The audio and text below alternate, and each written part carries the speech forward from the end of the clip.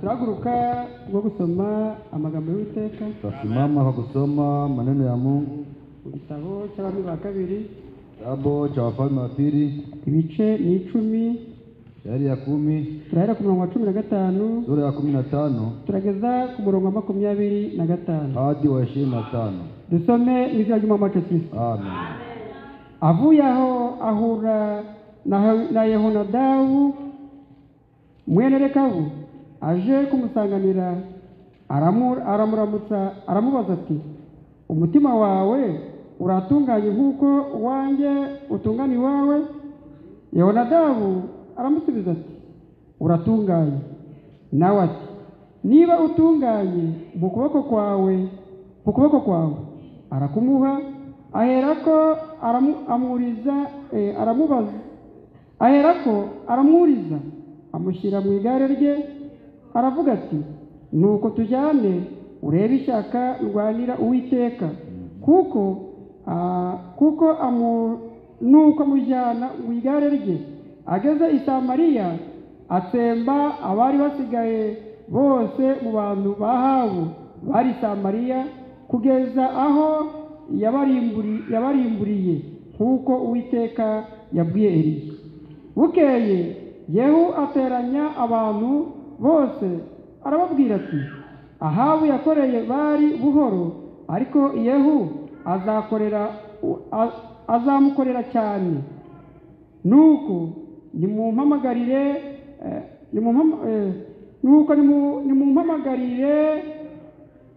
nimumumpamagarire nonaha abahanuzi b'abari bose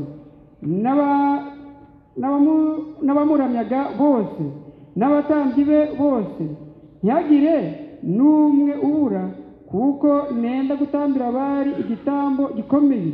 Uzabura wese ntazandokoka.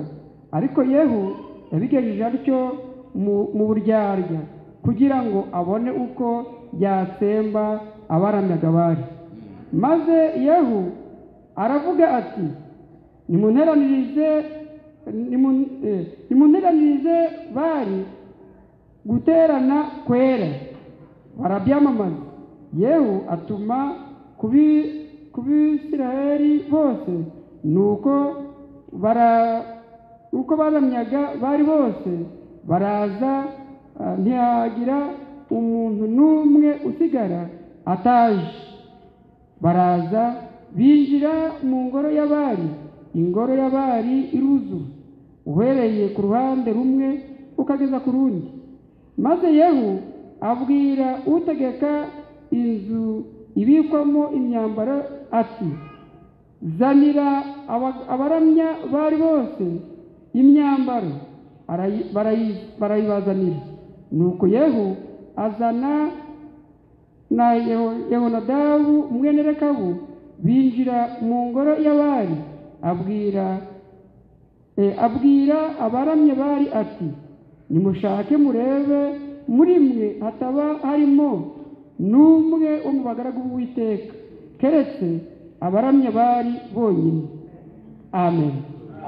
Reka umugaragu w'Imana Asheri asenge. Acha Mungu Asheri aombe. Hanyuma yo gusenga turicara. Baada ya kuomba tutaketi. Turagushimye data, tugushimiye neza imbabazi zawe tugiriye. Urakoze kuko utwemereye kwinjira mu bikari byawe. Turavuze ngo habwe icyubahiro none teka ryose. Kongeye turagushimiye ku bice byose bitambutse. Twakuririmbiye data, turavuze ngo habwe icyubahiro. Dore na n'ubu ijambo rirasomwe n'inyuguti data, ariko umwuka utanga ubugingo aze adusobanurire mu izina ry'Umwami wacu Yesu Kristo. Umugaragu wawe ahagaze imbere zacu, n'umuntu n'umunyantege nke. Turamusengeye data, umuhereze imbaraga, akubere igikoresho, nawe uze uvuge data. Ngaho rero ngwino natwe duteze amatwi, utuvane mu mubande udushire ku musozi, tubashe kumva iby'umwuka abwira amatorero. Garagara hagati yacu, uje yashonje umuhaze, uje yakennye umuhereze, uje afite inyota umuhamazi ubugingo. Ngaho manuka hagati yacu, tubisabye mu izina ry'Umwami wacu Yesu Kristo. Amen.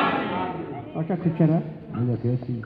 Ngera mwene data twashuje mu izina ry'umwami wacu Yesu Kristo. Mimi na ndugu tunasema katika jina la Yesu Kristo. Imana tugire neza kuduhaye uyu mugoroba. Tunaendelea vizuri kutupatia jioni ya leo. Kandi gize neza kuko yadushizemo inzara n'inyota yo kugira y'Uwiteka. Patia kiu na njaa kuja mbele za Mungu. Rero ntacyo mfite cyo nabahereza. Mimi sina cha kuwapa. Ariko muri imbere y'Imana ishobora byose. Lakini niko mbele ya Mungu. Kandi afite byose. Tena yuko na vyote. Kandi yahaza kwifuza kwa buri wese. Yeye anashibisha tamaa ya kila yeyote. Nawe utekereje ngo hari ikintu naguha. Kiwazia mimi nitakupatia. Wagishaka ukakibura. Mimi nitafuta na kikosa. Ariko ntabwo wabura ikintu imbere y'Uwiteka. Unaweza kukosa kitu mbele ya Mungu. Iyo waje imbere y'Uwiteka Kuja mbele ya Bwana. ukaza ukennye, Nakuja kwa maskini. warangiza ugatakamba, Unaomboleza. warangiza ugasaba, Unaomba. Uwiteka yiteguye kugusubiza. Mungu tayari kukujibu. Naho mu gihe twari kumwe Basi tukua pamoja. twumvaga ijambo ryo kuvuga ngo kujyana nawe. Sikia neno linalosema Kujyana nawe twarebye neza yuko tembea naye nta muntu wigeze yajyana nawe ngo hanyuma abura icyo akeneye. Hakuna cha Nuko umuntu wajyanaga n'Uwiteka kutembea na Mungu. nta muntu wigeze abura icyo akeneye. Mtu hakukosa. Naho muri uyu mugoroba Lakini jioni ya tugiye leo kuganira akanya gatoya, tazungumza muda kidogo. tugiye kuganira ku magambo ari kuvuga ati Tazungumza maneno kugira yanasema ishyaka ryo kurwanya abanzi b'Uwiteka. kuwa na wivu hagombanisha adui wa Mungu. Kugira ishyaka ryo kurwanya abanzi Kuwa b'Uwiteka na wivu hagombanisha burya ni iby'umukiranutsi uwo ari we wese. ni ya mwenye haki kila yeyote. Abarwanya Uwiteka ni benshi, Wale wanaogombanisha abasebya ibigirwamana ni benshi, ariko birakwiriye kugira ngo nawe uhagarare urwanye ubanze Uwiteka. Ugombanisha adui ya Bwana. Imana yacu tugire neza. Mungu kutendee vizuri. Tugiye kuganira akanya gatoya, Tazungumza muda kidogo. ni akanya gatoya cyane. Muda kidogo sana. Turafite saa kumi zikuburindi. Ziko na saa 10 zinakuwa. Wewe umuntu anatekereza ngo arabona umwanya munini. Na wazi utapata muda mrefu. Burya iyo waje Kumbe kukula. uri burye Ule atakaye kula aba yiteguye. anajiandaa. Nawe utiteguye Ule mwenye ajiandaa. burya ntabwo Kumbe hata kula. ajya kugira ngo gukaraba Wakati akuna. abandi baba bamaze guhaha. Hanyuma bamara guhaha Basi wakisha shiba. utoye dukeya Wewe na cyangwa se akabona abandi basanga bishize. au nakutana linaisha. Ni akanya gato Muda kidogo. iminota 30 gusa cyangwa se wenda hafi isaha au karibu saa. hasige tugasezerana. Tunawaachia tunalagana. Uyu mugabo witwa Yehu Huyu mwanaume anaitwa Yehu. yari umugaragu w'Uwiteka, Kuwa mtumishi wa Bwana. yimikishwa amavuta n'Uwiteka. Anamilikiwa na mafuta kwa Bwana. Umwana w'umuhanuzi amaze kumuhamagara Watu wanaambia kisha muita. aravuga asanga bari mu nama, Anakutana yuko ndani asanga ari benshi, aravuga ati ngufite ubutumwa utware. niko na ujumbe wako. Bari benshi Walikuwa wengi. ariko nyama nubwo bari benshi Ingawa walikuwa nta wengi. muntu yari avuze izina, Hakusema jina la mtu. ahubwo yaravuze ati ninde muri twebwe? Nani ndani yetu? Nawe aramusubiza ati ni wowe mutware. Ni wewe. Bibiliya tubwira ngo barasohoka Wanaondoka. bajya kwinjira mu cyumba, Wanaingia ndani ya chumba. arangije aravuga ati Uwiteka aravuze ngo akwimikishije amavuta. Kwa mafuta. Amaze kwimikishwa amavuta yumva ishyaka rije muri we, Pia wivu na yumva birahindutse. Uko yari ari Bila alikuwa arahindutse. anabadilika. Burya iyo wimikije amavuta ugatoranywa n'Uwiteka ni ngombwa ko uhinduke. Kumbe ni lazima ubadilike. Umwana w'umuhanuzi amaze kwigendera Kaenda. nawe asubira mu nama, Anarejea ndani ya nabo baramubaza bati Wanamuuliza, none wa musazi yakubwira giti? ule mchawi anakuambia je? Nawe urabizi ko ari namwe murabizi ko ari umusazi nyine, Na wewe mnajua kama ni mchawi. murabizi neza yuko ari umusazi. Mnajua ya kwamba ni mchawi. Ndio. Nyine namwe murabizi Na nyinyi mnajua. kuko ari abantu basobanukiwe Kwa kuwa ni watu baravuga batoya wanasema hapana. tubwize ukuri, Tuambie ya kweli. tubwize ukuri. Tuambie ya kweli. Nawe aravuga ati ubwo muvuze ngo mbabwize ukuri, Mnasema niwaambie kwa kweli. araza arambwira ati Uwiteka kwimikisha amavuta nguwo umwami wa Isirayeli. Mfalme wa Israeli. Bakimara kubyumva Bibiliya ivuga iti bafata ibyo bari bambaye, bafata imyitero bari bambaye bayitasa hasi, hasigaye baravuga bati Yehu niwe mwami wa Isirayeli, Yehu niwe mwami wa Isirayeli. Nuko abaraza bose banezezwa nuko Yehu yimikishwa amavuta ngabo umwami wa Isirayeli. Ntabwo yimikishwa amavuta gusa, ahubwo bari kugira ngo arwanire Imana ishyaka, Na wivu. arwanira Imana ishyaka, arwanya abanzi b'Uwiteka. Burya yimikishwa amavuta kubw'umurimo wari ugiye gukorwa. Imana yacu umugisha mu izina ry'Umwami wacu Kristo. Bibiliya tubwiye ngo akiva aho ngaho akigize ishyaka anakuwa na araza anakuja ahura na Yonadabu. anakutana na Yonadabu. Yari afite igare Alikuwa na kinga kandi cyari kimujyanye kilichompeleka hari kujya kurimbura abana bahabu. kuangamiza watoto wa Hanyuma Ahabu. baramubwira ati Baadaye akamwambia ni ati, amahoro. ni amani. Nawe baramubwira ati ni amahoro. Akamwambia ni None amani. umutima wawe Sasa moyo wako uhuye n'uwanjye unakutana na wangu. urukundo bihuye nawe ati birahuye. Anasema kama nawe ni ubwo sawa aravuga sawa. ati ubwo bihuye Kama ni sawa sawa. uri igare Panda kinga. njya kukwereka Niende kuonesha. urebe ishyaka nirwanira uwiteka. Wivu nagombania Bwana. burya iyo tukuganira n'ukubwira ishyaka ryo kurwanya abantu uwiteka. Vile tunazungumza. arurira Tugombanisha amaze watu wa Mungu. kurira Anapanda. baragenda bajya i Samariya. Wanatembea ariko icyari waenda kibajyanye Samariya. kwari ukugira ngo bice abahanuzi ba Bali bose bapfe bashire Hao wanabii wa hasigaye Bali. hambarizwaga ibigirwamana Wote wakufa waishi. hambarizwe uwiteka Imana. Walikuwa wanaabudia miungu. Imana yacu wavugisha Waabudu Mungu mu wa izina kweli. ry'umwami wacu Kristo. Mungu awabariki. Burya ni uko ngo Yehu amaze kwimikishwa amavuta Kumbe leo kila mmiliki na mafuta yagiye gukora umurimo w'uwiteka. alienda kufanya kazi ya Bwana. ageze aravuga ati Akifika kwa nta anasema kindi kizanye. hakuna kinachonileta. burya Kumbe abambanjirije bakoye bari gakeya, walitangulia waliotumika walikuwa njyewe ukizanye ni ukukorera bari cyane kinachonileta ni kutumikia kandi nuko nkamukorera kandi nkamutambira. tena mtoleo, Ariko lakini hagira n'umwe mwamamaza mu iteraniro ryose tangaze muribwira yuko hatagomba kubura n'umuntu umwe, mliambie kusikose ahubwo uzabura mtu atakayekosa nawe azapfa. na atakufa. Bibiliya iti Biblia yabikoresheje kubw'uburyarya. alivifanya juu ya ujanja kwari ukugira ngo au hila. abantu bose baremye ibigirwamana baze kuramya Bali, hanyuma abone uburyo bw'abarimbuzi. apate jinsi ya kuangamiza. burya Imana ni nziza. Kumbe Mungu ni iyo mwema, yaguhamagaye akikuita ikakwimikisha amavuta anakumiliki kwa ikagutoranya mu bandi anakuchagua ndani ya ikagutoranyiriza wengine, umurimo. anakuchagulia kazi. wenda wavuga uti ko noroheje Anasema mbona nyuma ni y'abandi. mwepesi. buri muntu wese afite umurimo wo kwamamaza Imana.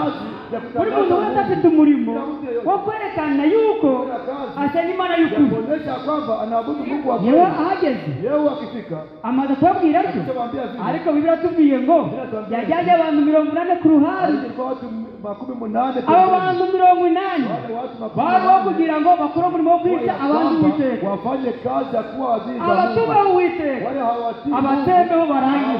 hawaangamize hawaishe. ahasigaye baravuga bati Wanasema eti bose rero twabahamagaye, wote tuliwaita, bose baje, wote walikuja, bose barangara. wote walikuwa Bibiliya hapa. iti afata igitambo Biblia itanakamata aragitamba, anaitoa, ariko agitamba lakini anaitoa hari abandi bantu bayashyize ahantu ho kugira ngo baze kubatsemba. wakuje kuangamiza.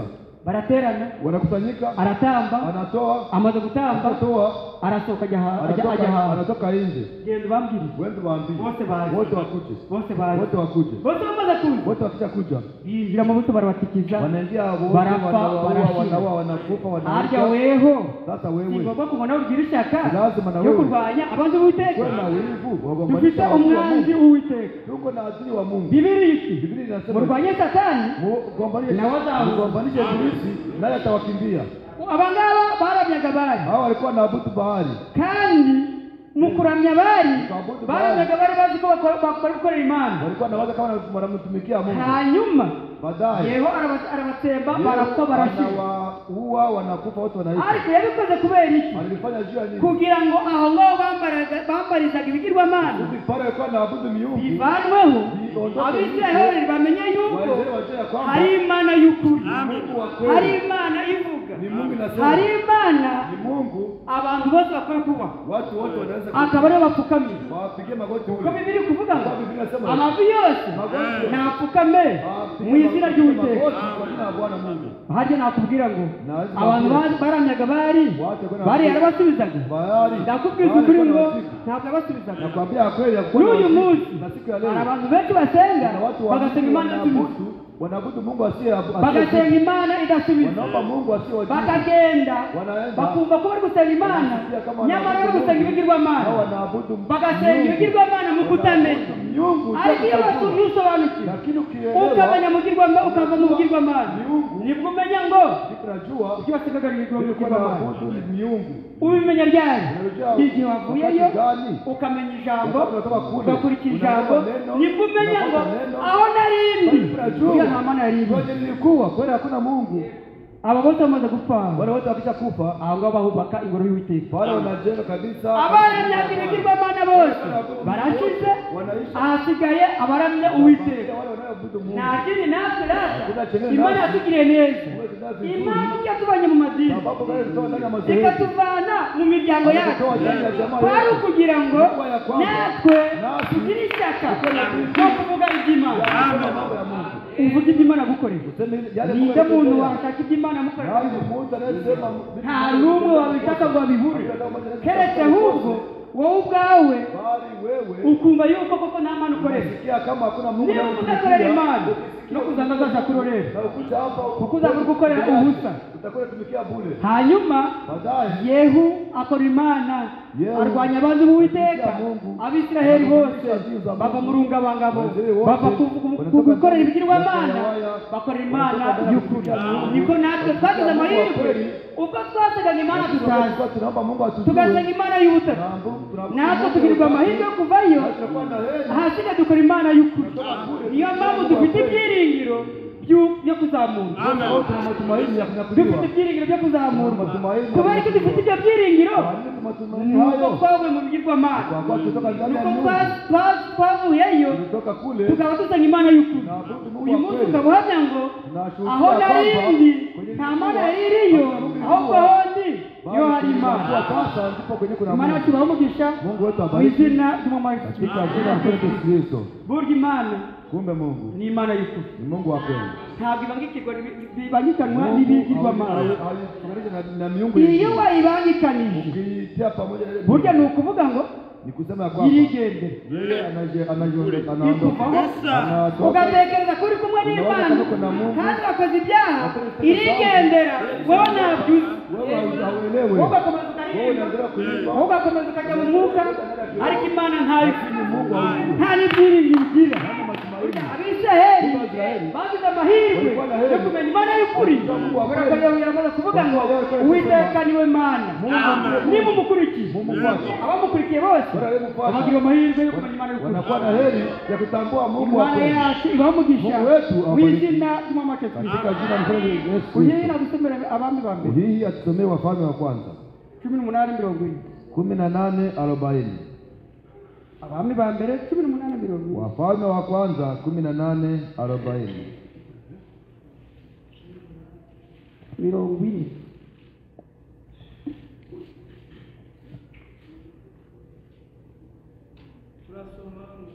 Amen.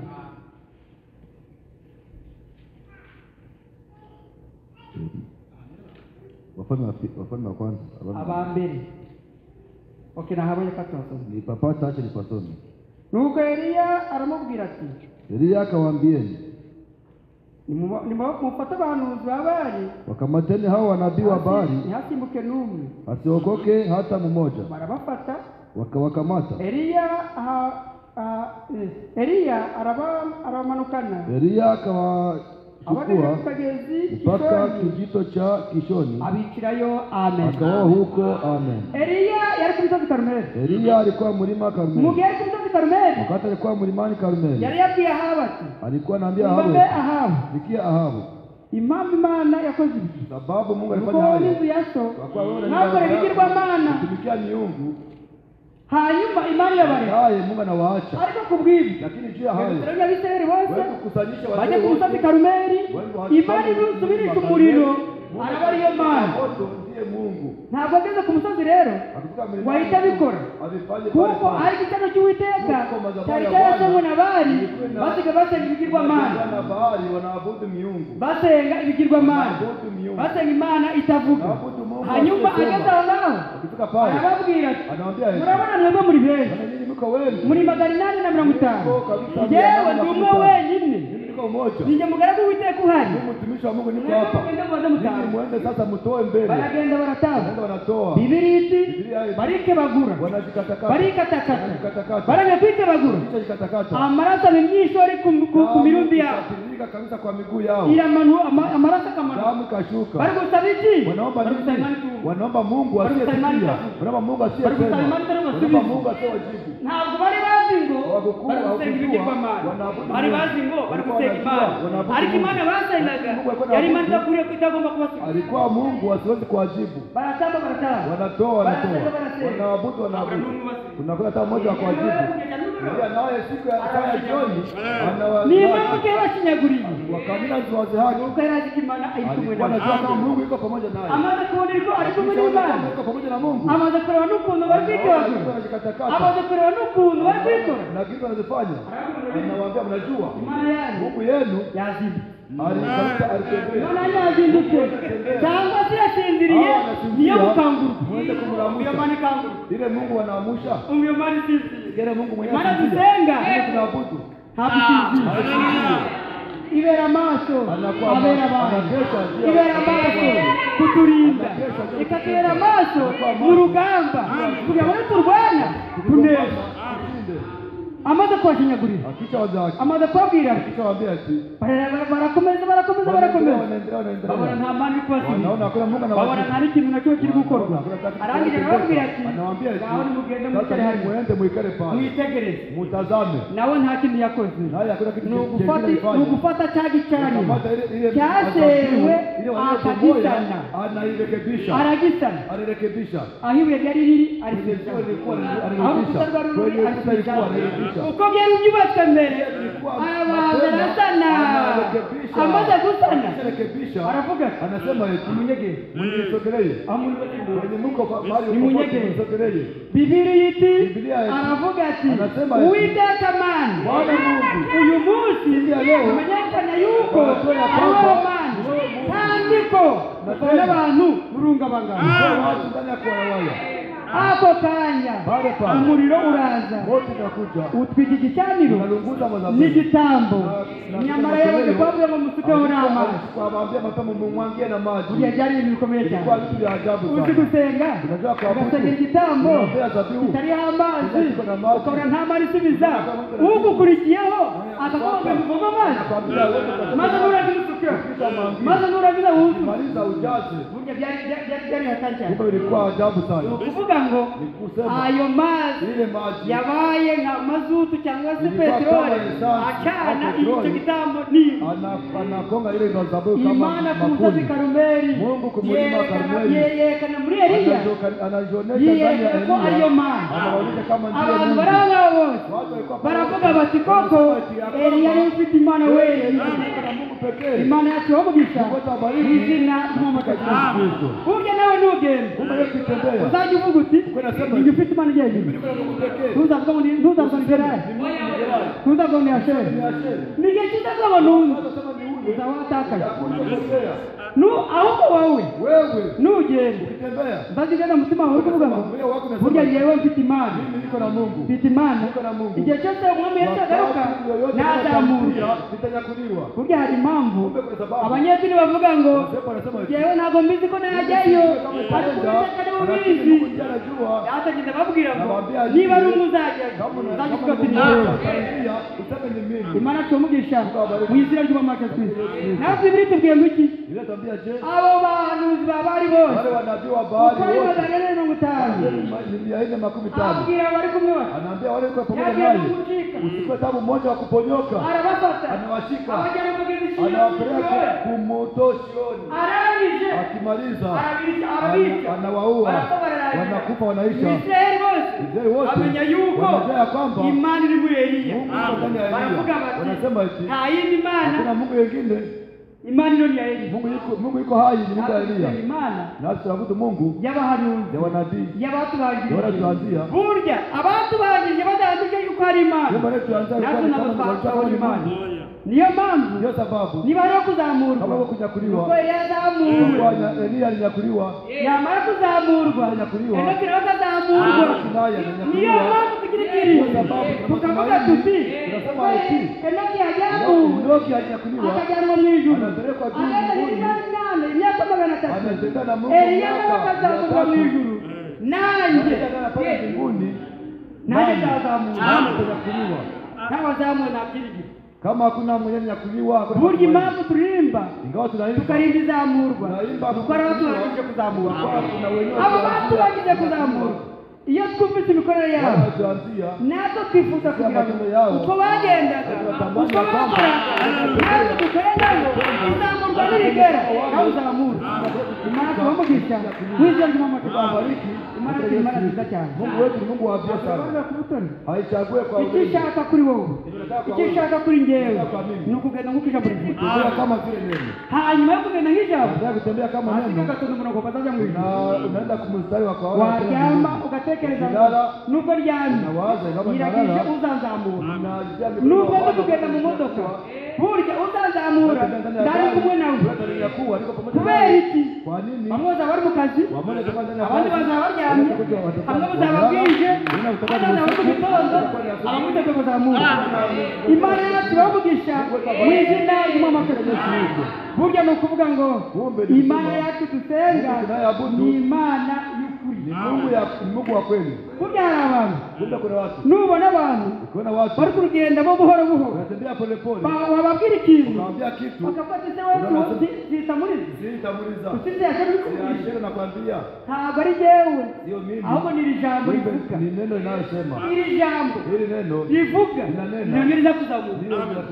Yewe ntabwo mfite nakujyana ariko ni wizera ijambo ukizera umwami Yesu unaamini mfano Yesu ukizera ko azakuzamura atakunyakuwa. ndakubwiza ukuri Nakwambia kweli udafite amahirwe menshi utakuwa na heri nyingi kuruta abandi zaidi ya wengine, hanyuma baadaye ukagira ishyaka nakuwa na ryo wivu gukora umurimo w'Imana, ya kumtumikia Bwana ukagira Mungu, ishyaka nakuwa na ryo wivu kurwanya abanzi ya b'Uwiteka. kugombanisha watu wa Mungu. Yakubaza ngo kuuliza hano ukuri. wizeye ibiki Nini ni igiti cyatumye utawumporoza kusababisha se ni igiti cyatumye utamufata kose kufanya sio nawe ugahera mpaka ngaho ukamusobanurira pale ukamwereka ibara unamtafsiria, y'ukuri unamuonesha Mungu wa kweli. yabagize amahirwe nabo Na akikuwa na heri akamungabangabo anatoka ndani ya kuwayawaya, anajua yaba Mungu wa ari umwe no kweli. kurimbuka Kama ni mtoto wa kuangamia kumwe no kurimbuka we nubwo wamwereka mtoto wa kuangamia ntajya unapatia nini? Hakuna cha kukosa cha yuda yagera atabije umuntu umwe Yuda alikuwa anachagua ndani ariko ya atoranywa mtume. mu ntumwa Anachagua nta bugingo buhora ategereje Hakuna uzima wa milele na chunga.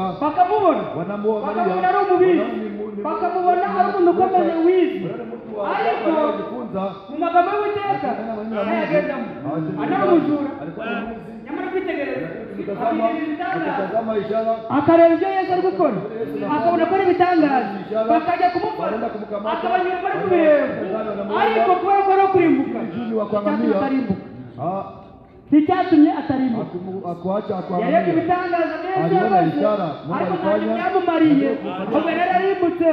aliangamia. Imana yacu rero Mungu wetu iyo sasa twizeye wakati ni tunaamini Imana nzima, ni Mungu wa kweli, ni Imana ni yumva, Mungu aliyesikia, ni Imana ni isubiza. Mungu aliyejibu. Nuyisaba Ukimuomba uyisabe nk'umuntu muri kumwe. muombe kama mko pamoja. Iyo umuntu muri kumwe Mungu mko pamoja avuga cyane sana.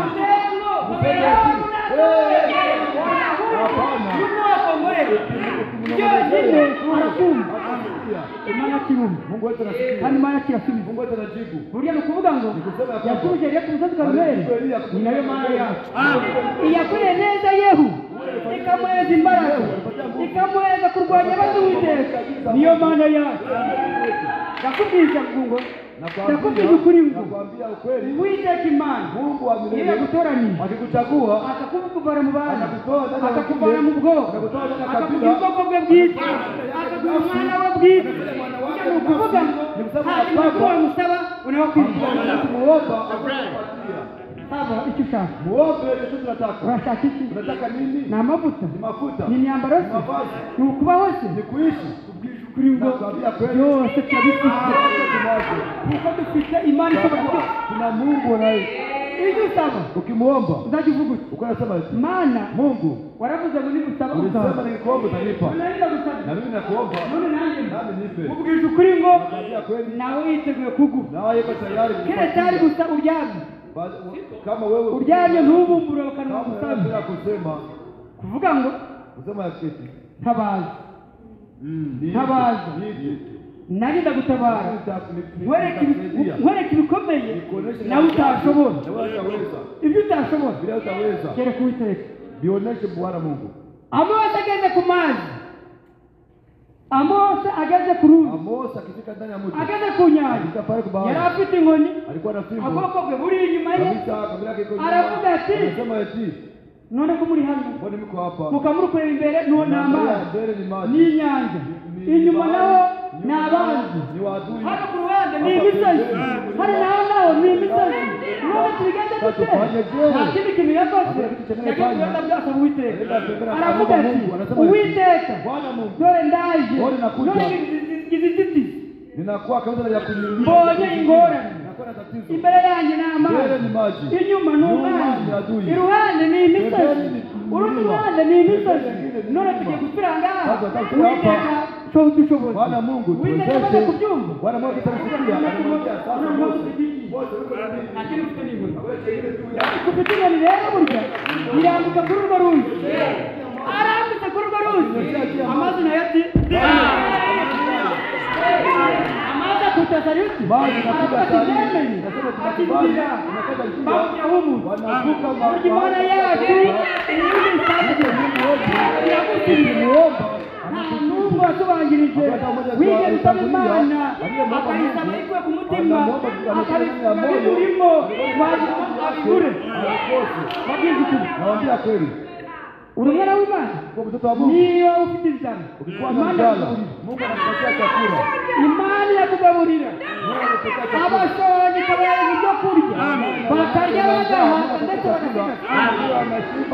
Eliya amaze guhagarika izuba, Eliya akisimamisha amaze guhagarika imvura, akisimamisha amaze mvula, guhagarika imvura mbwiye hawe, akisimamisha mvula, naambia njyewe aha, ndategetse, naamuru, ni njyewe ngiye nitegetse, ni mimi pekee nzobya naamuru, mu bwico cy'akakira, nalisema wakati igihe utapenda nzashakira, igihe nzabivugira, hanyuma igihugu kikongera kikagira imvura, tena hii nchi inakuwa na mvula tena, arigendera, anajiendea, amaze kugenda, anahakikisha kwenda, anasema huyu ate mwanamke nihungire nigendere, hata nijiendee, ajya kagezi ka Kereti, anaenda kumuto Kereti, mu Israeli igihugu cyose ni inzara, ndani ya Israeli nchi yote aho inakuwa na Eliya njaa, ari kwenye Eliya Imana yuko, yatumiye ikoni, Mungu anatuma kivuli, uramubwira anamwambia eti genda umugaragu wa Yohana, wewe kuna mtumishi wa Mungu atari pale, kwicwa n'inzara, asikufe na genda njala, umugabure umutima, wewe upatie mkate, azajya urya uwo mutima, atakwenda kula mkate, ahasigaye yinywe n'amazi asinywe na maji, y'ako kagezi, yeye mtu ahasigaye abeho. yeye ataishi. Ndakubwiza ukuri ngo Imana yacu iragabura, Mungu wetu kabisa anapakula,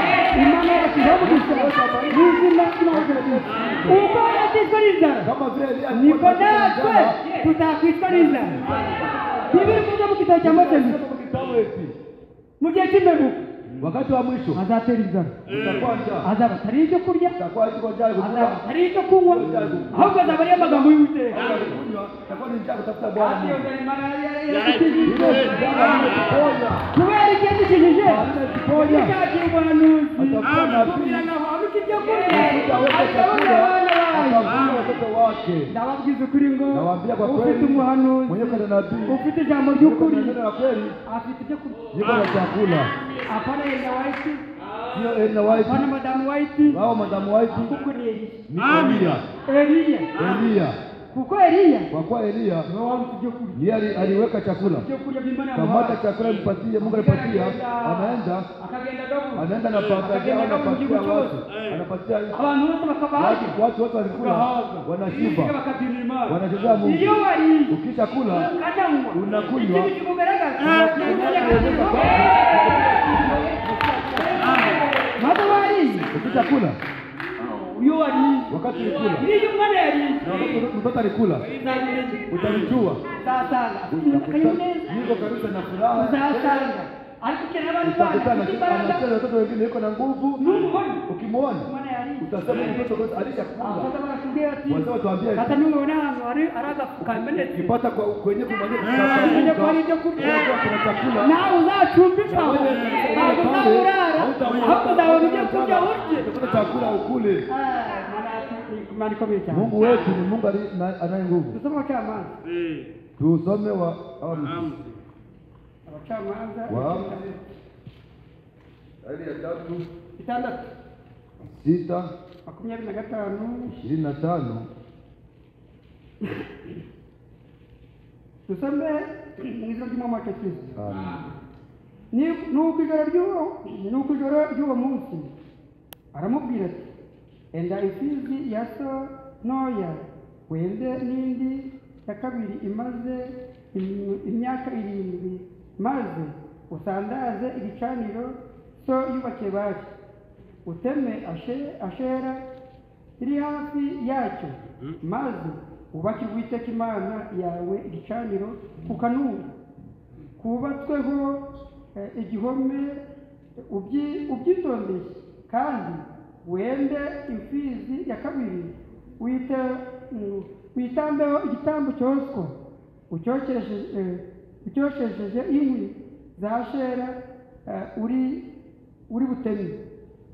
Nuko Gideyoni ajyana abagabo 10 bo mu bagaragu be abigenza nk'uko Uwiteka yamutegetse, ariko yabikoze nijoro, ntiyatinyutse kubikora ku manywa kuko yatinyaga abo mu muryango wa se n'abatuye muri uwo mudugudu. Amen. Imana yacu ni Imana nziza. Mungu wetu ni Mungu wa kweli. Huyu ni Gideyoni. Huyu ni Gideyoni. Gideyoni wari umunyantege. Gideyoni alikuwa mdhaifu. Kuko nawe uri umunyantege. Kama vile nawe uko mdhaifu. Kuko nanjye ndi umunyantege. Kama vile nami niko mdhaifu. Ariko igihe cyarwana. Lakini wakati kuna gombana. Ariko Rwanda na Midian. Gombana na Midian. Aramiji. Akimaliza. Arahunga nk'uko abandi bari guhunga. Anakimbia kama Kuko umunyantege. Alikuwa umunyantege ngeya. Urugamba rukaba rutakira. Urugamba rukaba rukakaye.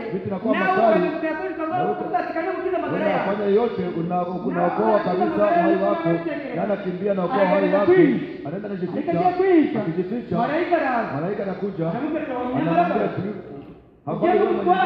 ukwenda usuja, akwambia uko mwenye nguvu tu, alimwambia na usuja, habari mwenye nguvu, uko na usuja, naye ilikuwa usuja, ilikuwa mwenye nguvu, ningeponya wenzetu, singewaponya, nawaponya watu wanatukimbiza wanatumaliza, naye mimi nilikwambia yuko mwenye nguvu. Sasa inshallah ataonyesha kwamba Mungu ananiambia na waravuga nasema eti nataka kuambia kitu moja, niba ko kurima kama kweli ko Mungu kandi koko ukaburi malaika yuko malaika, ngiye kubivuga, nataka kusema ngiye gutaka ikimenyetso kwamba inshallah alama ukijepatia ndaje kurwana nzima tutagombana kama iko na Bwana Mungu.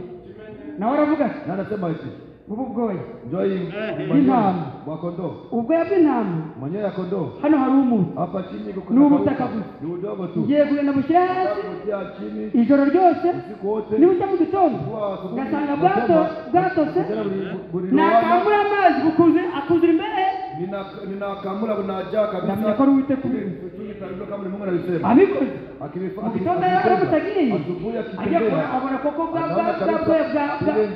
bwanetse bwuzuye amazi, akamuye amazi yuzura imbere, ni Imana yabindi. Mungu ananiambia, anasema eti rero ntabwo ari byinshi gusa, si vile tu, kuko ikimenyetso kimwe kiba gihagije. haitoshe, nawe yashatse abahamya yuko Imana yakoze ari iby'ukuri. Aravuga anasema eti none ndi kubona butose, naona bunakauka, ahasigaye ije kusana sange bwumye. Sasa nikutane bunakauka, sange bwumye, bunakauka, hakime gihari, hakuna taka, kandi uko bumeze ariko nguko kama vile yuko bikwe vile abikoze Imana yabikoze. Fanya Mungu anafanya. Aravuga ati anasema eti Imana yambwiye, Mungu ananiambia, ndabibonye mwenye ikimenyetso, afite kubonye ikimenyetso ko ari Imana kandi kurwanya umwanzi w'Iteka. kubanisha adui wa Mungu, aragenda, anaenda, abari aho ngaho bari benshi, walikuwa pale walikuwa ni wengi, ariko nubwo bari benshi, ingawa walikuwa wengi, Imana yashaka kwereka Gideyoni yuko kuonesha Gideyoni ya kwamba atari benshi, ndio kwa maana sio wengi, nubwo bari benshi, ingawa walikuwa ni wengi. Alimwambia sikia, washushe kumuto, ni wajaribu, nikuoneshe wenye tatilia nao, wakifika kumuto, anamwambia eti wakunywe maji, wiko na silaha zao, nao waambie wakunywe maji. Wanafika pale, mmoja atia silaha chini, atia silaha chini, atia silaha chini, wanaanza kunywa. Wengine wanakunywa kinywa, wanakunywa kama hivyo. Wengine wanatoka ndani wanakunywa maji na sasa wanayo.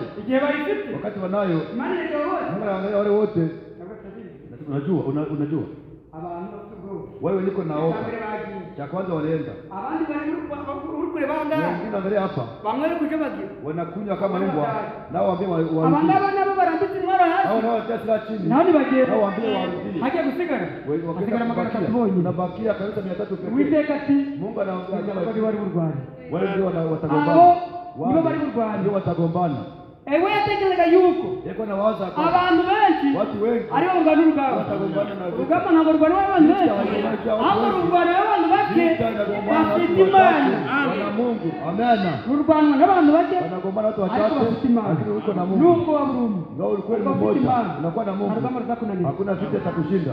Gideon ajya kurwana n'Abamidiyani. Leo wanagombana Arabarwanya arabanesha. Amaze kubanesha washinda. Mana nziza cyane. Mungu ni mwema sana. Amaze kubanesha. Akisha washinda. Mana Mungu kabisa iki. Mungu anambia njoo Bigirwa Mana. kwa baba yako kuna miungu. Kwa Yoasi Kwa Yoasi ari bigirwa kuna Mana. miungu. Kandi ibyo bigirwa Hata Mana. ile miungu Agushaka. sivipendi. Nataka Nataka ni bomole. aragenda. Anaenda. Ariko Biblia iti. Lakini Biblia inasema hivi. Agenda nijoro. Anaenda usiku. Kwa atinyaga mawa. Kwa kuwa yuko na wakopa mchana. Kwa kuwa hizi kwa ni yake. Aragenda. Anaingia usiku. Arangiye kubwira abantu. Anaambia watu eti Bari kumwe. wiko pamoja. Bari abantu 10. Biblia inasema walikuwa ni watu 10. Ibigirwa Mana byose bikureho. Miungu yote myote. Yose barabisenya. Yote Bamaze kubimara. Wakimaliza Ibero yigira hanze. anaenda pembeni. Abandi nabo basenga ibigirwa Mana. Anabudu miungu. Ibira tubwiye ati baragenda. Inatuambia wanaenda. Bahageze basanga bari bayisenye. Igicaniro bagisenye. Ibiriho byose babibomaguye. Basiga baravuga bati Anasema eti tufanye kula. tumenye umuntu wakoze ibi. Tujue mtu alifanya hivi. Babukoze. Wakifanya Merekana Gideon. wanaona ni Yoasi. Wanakamata Yoasi. Sikia Yoasi. Wewe ni Mungu wako. Patie kijana wako. Wimba Gideon. Anaitwa Gideon. Kwa yuko. Unajua ya Imana kwamba zetu. Yowazisenye. Imana yetu. Mungu zetu. Imana zetu. Mungu zetu. Yowazisenye. Yeye alizibomola. Yewasa mu kijambo ryiza. Yoasi anasema aravuga ati anasema ati ninde ushaka kwiburanira nani anataka kujitetea? bari wico bwa mbere Wamuwe mara kwanza. niba ari Imana Kama ni Mungu. akaba ari Imana isubiza Kwa ni Mungu anayejibu. akaba ari Imana ivuga Kwa ni Mungu anayejibu. Amena. Imana ivuga Tunaabudu Mungu anayejibu. babwiza ukuri ngo Imana yacu iravuga Mungu wewe ananena. kandi ivuze Na tena akisema ntabwo isubira inyuma hakuna kurudia nyuma. yigusezeranije Akikuahidi ntabwo akwisubiraho hajirudieko. unanakugenera ubugingo buhoraho Nilikuwa nakutajia uzima milele. Hapana. ari umuntu Akikuwa ni mtu kukugabira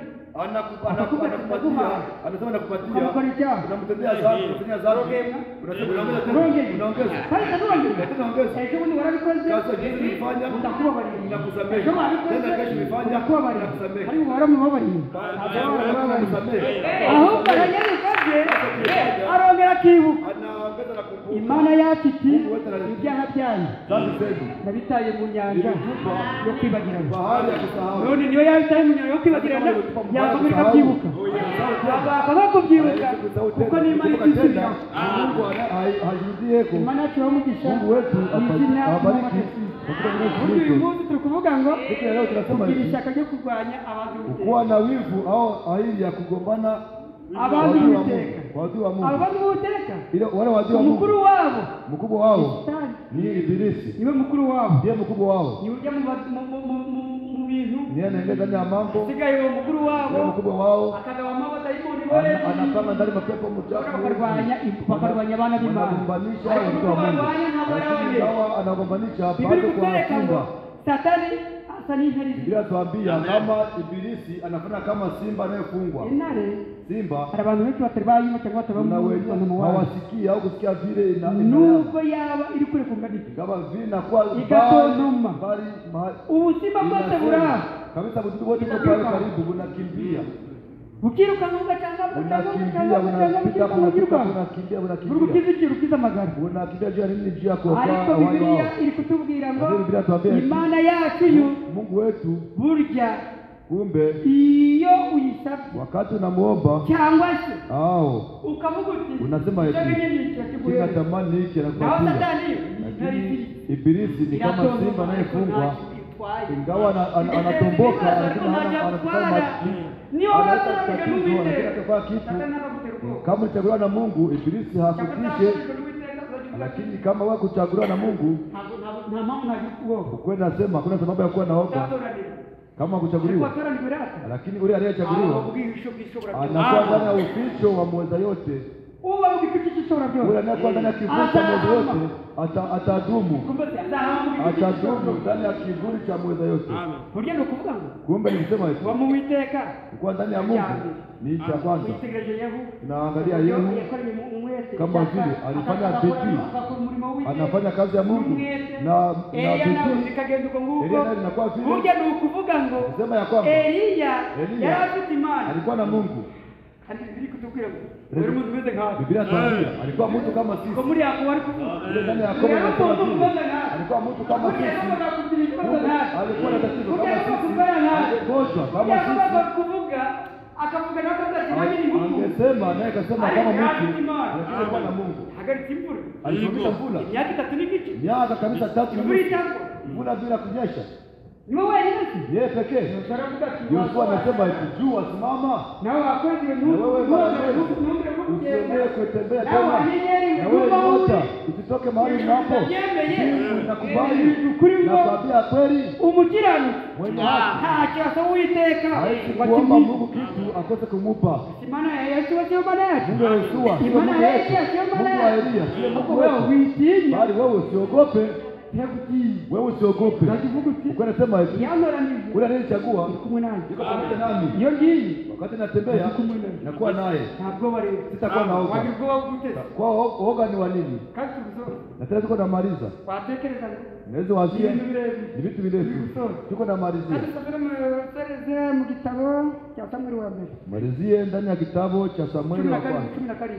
Samueli wa kwanza 17. Samueli wa mbere 17. Samueli wa kwanza 17.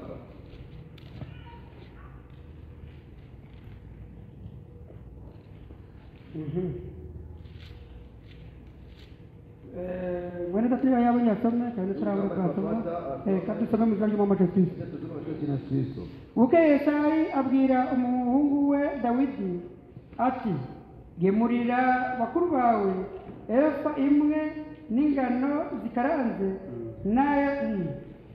n'aya marobe y'imitsima 10 wihute ubishyire bakuru bawe ku rugerero kandi ushyire umutware w'igihumbi barimo amasaro 10 y'amavuta y'igishwamwaka urebe bakuru bawe uko bameze maze undanire inkuru zabo z'imvaho kandi Sawuli n'Abisirayeli bose bari mu kibaya cya Ela barwana n'Abafilisitiya. Nuko Dawidi azinduka kare mu gitondo asigira umwungeri intama ze yenda ibyo bintu aragenda nk'uko Yesayi yamutegetse arasukira aho bakikije amagare aho ingabo zahigiraga zigiye kurwana. Nuko Abisirayeli n'Abafilisitiya birema ingamba, urugamba rwerekerana n'urundi. Maze Dawidi abitsa umurinzi w'ibintu umutwaro we, aravuduka ajya mu ngabo, aramutsa bakuru be. Akiganira nabo muri ako kanya, ya ntwari y'Umufilisitiya witwaga Goliyati asohoka mu ngabo z'Abafilisitiya, atangira kwiyamira nk'uko asanzwe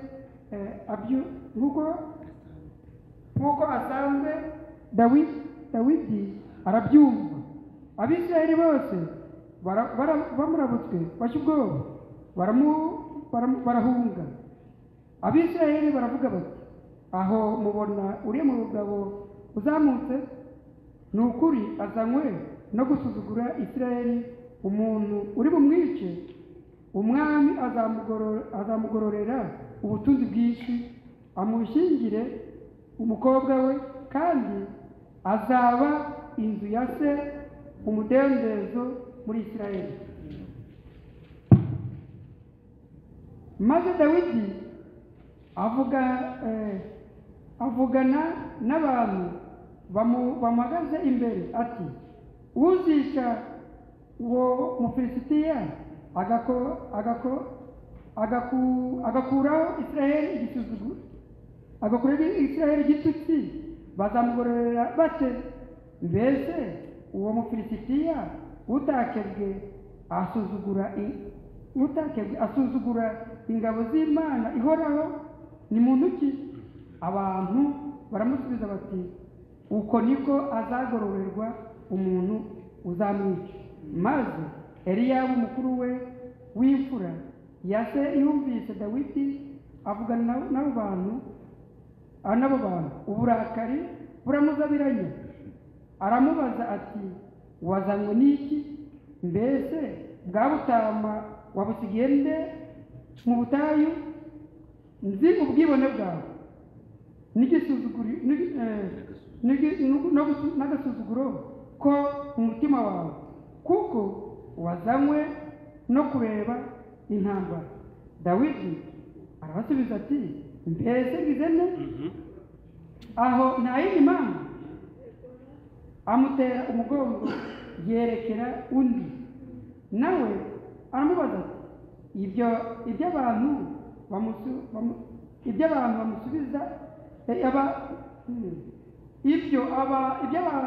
bamusubiza batyo kubwabo ayo magambo bumvise Dawidi avuga,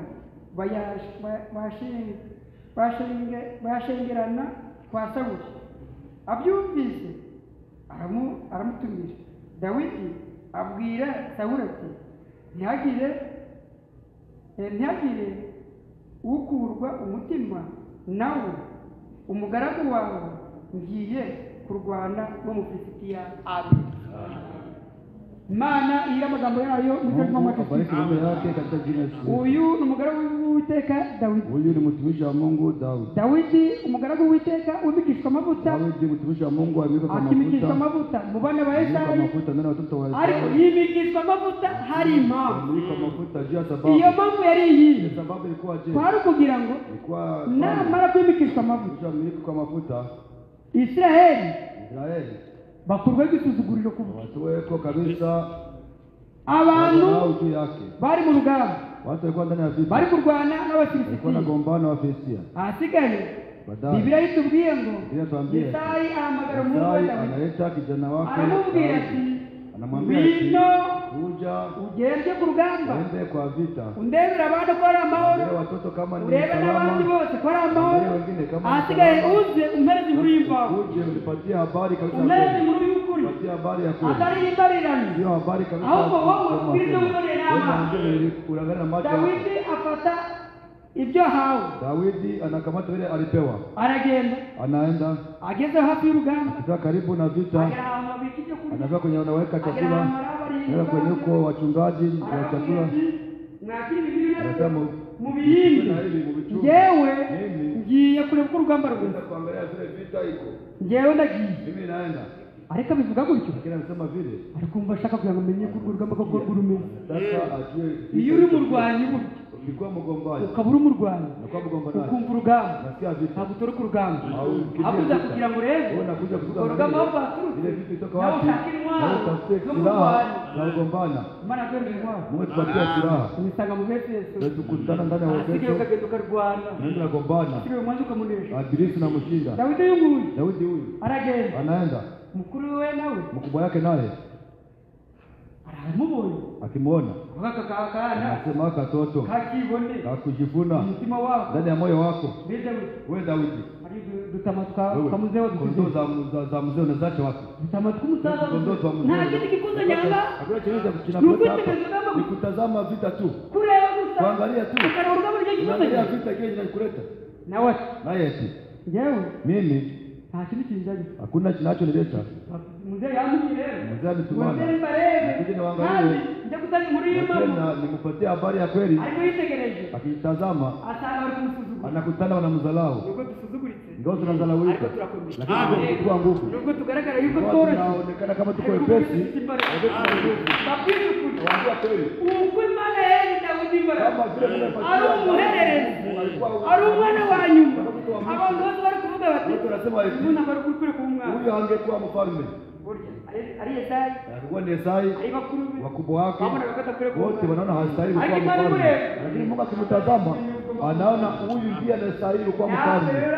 nasi nubwo kumbe areba kare bakusuzuguritse ingawa unaona unadharauliwa ukareba ko uri umuntu unaona woroshye uko mtu mwepesi Tuvuge tunakomeye lakini tuko watu wa kubera iki Mungu dukomeye Wakati tuko na nuko nguvu turi kumwe n'Uwiteka tuko pamoja na Mungu Daudi anaenda kuangalia kama vile iko vita iko lakini kuwa pamoja na Mungu Dawidi yumvise uburyo abantu bari gushyirwa bitewe n'umuntu n'Umufilisitiya wanasikia vile Daudi anakuwa naoga juu ya Mfilistia uyu koko utareke huyu mwenyewe kabisa hataiwe huyu mwenyewe ajue Mungu niye anawatisha kabisa mimi mniambie kitu mtapatia sitagombania kule vita yetu sio ya bure hapana ntabwo turwana Hatugombani. turwanira ubusa ahubwo turwana kuva ngo tugere mu gihugu twazengeranije hari ntabwo ari gupfa kukigenda gusa ahubwo ari kukirwanira kuigombania kandi umusirikare arwanya Anataka mujeshi agenda aliyegombana afata hamwe anatembea na kamata mahali Akashaka afata hali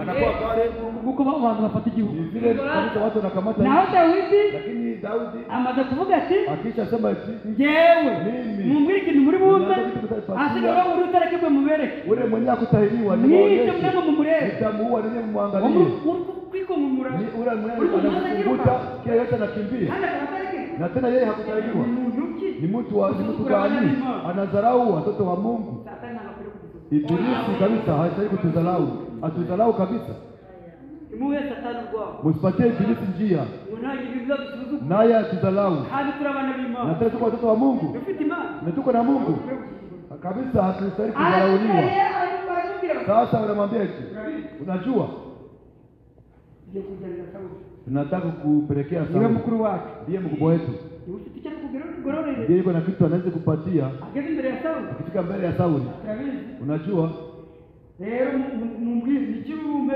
mniambie ni nini na mtanipatia Sauli nawe Sauli naye usikii unajua nyingine nitakupatia binti wangu hadi sije gusa tena si ile tu uzaje umudendezo mu nzu yako utakuwa na uhuru ndani ya nyumba ya baba yako uzaba ufite umudendezo utakuwa na uhuru yote kandi sije gusa tena si ile tu n'iki gihugu na hii nchi tuzagitegeka tutajiamuri pamoja cyangwa nawe umaze kuvuga ngo Daudi nasikia vile ndavuga aravuga anasikia ubwo unyemereye ibihembo nanjye ngiye kurwana nataka kugombana nishe idubu niliua kabisa n'intare ninaua na simba kandi ibyo bintu bikomeye na tena vile ndivyo vitu vya nguvu zaidi ya Mfilistia yewe ngiye kurwana nawe ndamuhiga nitagombana naye nitamuua yifatira mu anakamata kabisa mawe tekereza abantu barwanye n'intare watu wagombana na silaha za nguvu wanakamata zile silaha za katusha zinashindwa wanaleta kabisa mabomba tumike zinashindwa wanaona mtu anataka kudharauliwa kubwije ukuri nuko umuseka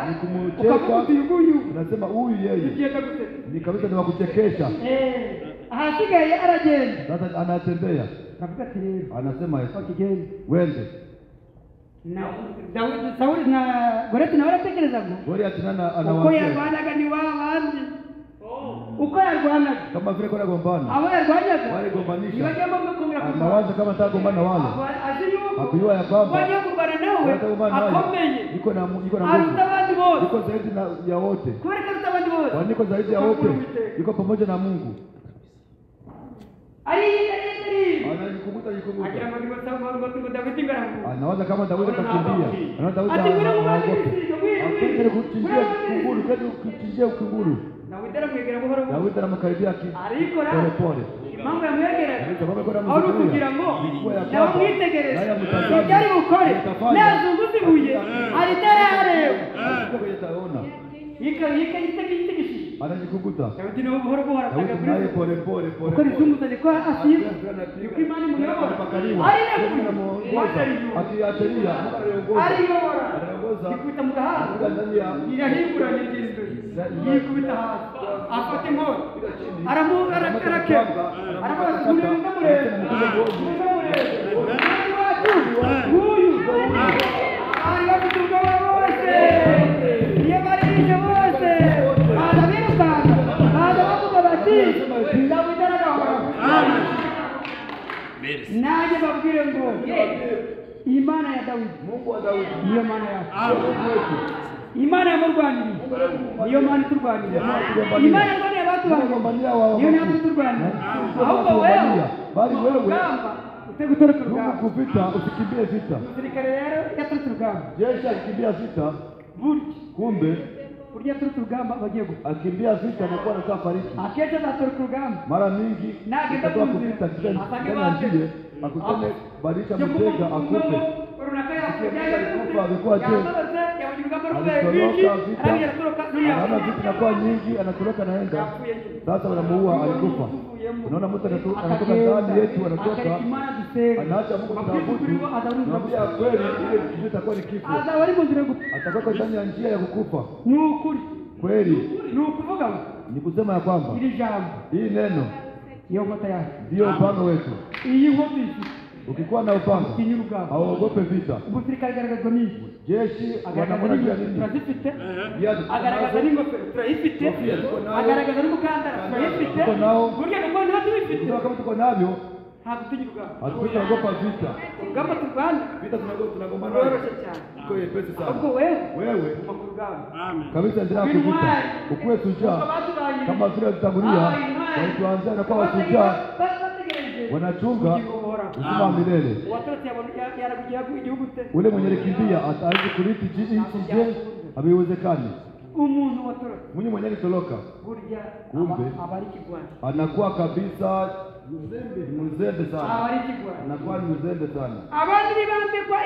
Wengine wakivikwa taji wanaona kabisa mataji yao yeye hatapata. Mungu wetu ni mtajiri wa zote. Mungu wetu abariki katika jina la Yesu. Kuwa na ushujaa ni kuomba Mungu. Imani kwa kutoka mtwari Mungu anapatia leo ukagenda ukagira ishaka unakuwa na bidii muri wowe kumva ndani yako nasikia birimo yuko ndani unatumika na bidii. Biblia inasema eti kazi yote inaonyesha mikono yako uitumike na bidii. Uwo mwera ile bidii Imana ikubonye Mungu akikuangalia ikabona ukorana umwera nawe ikongera imbaraga ibyo ukungana nabyo ukabura biresheje asigaye unaonekana mbele yake tutarwana kama tubabana. Imani kamtatukirije Mungu kama tupone. Imani kamtatukirije Mungu kama tuchunge. hakuweza kuishukuru Hawezi kuja kumshukuru. Utamshukuru je? Lakini jua niamsha alinichunga ndani ya vita, alinichunga ndani ya kazi, alinichunga ndani vile nilikuwa ndani. Manu shimwe Mungu cyahumeka abantu barapfuye ngende muzima wewe nakibigwiriye nukuja kugushima kandi naguhimbaza kandi kukibyina kadini nakuchezea Mungu mwiza mwizina tumama. Amen.